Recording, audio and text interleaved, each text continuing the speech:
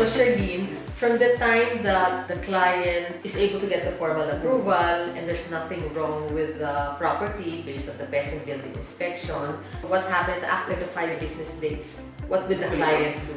So if the client wants to proceed and purchase the property, then they have to pay the balance of the deposit to the real estate agent before the cooling off period expires. Now, once the cooling off period expires, then the contract is exchanged unconditionally, and then we prepare for settlement. So how much deposit should the client give? Is it a 10% deposit? The contract states the 10% deposit.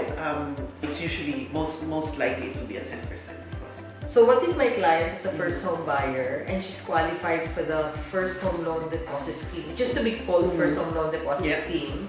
It's now called home guarantee scheme, in which they only provide the 5% deposit and they can borrow the full 95% of the purchase price.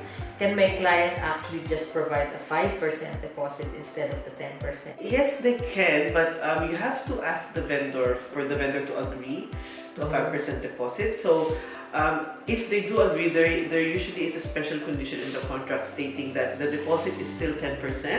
However, the vendor will accept deposit by installment, meaning 5% on exchange or upon expiration of the cooling off period, and then the balance of the 5% will be paid on settlement together with the 90% of the purchase balance, or upon termination of the contract where the vendor has the right to forfeit the deposit, whichever is earlier. Okay.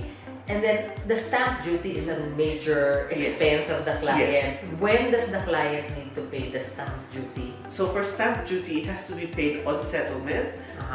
But sometimes, if it's an off-the-plan contract, then if you're buying a vacant land, then it's within 3 months from exchange of contract or on settlement, whichever is earlier.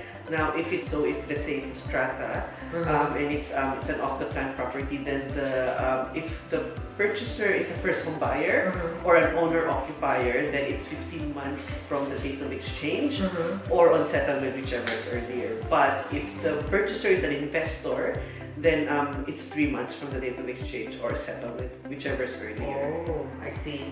So, like, let's say our client is purchasing their first home. It's an established house. So the exchange is, let's say, of course, the exchange is from the time that both the vendor and the client signs the contract. And then there's a 5 days cooling off period. And then how many days do we have until settlement? So settlement is 42 days from the date of exchange. So it's actually based on the date of the contract. So if the vendor signs it, let's say, today, which is a Saturday, then you count 42 days from today. So that's actually calendar days. Okay. This 42 calendar days. Yes.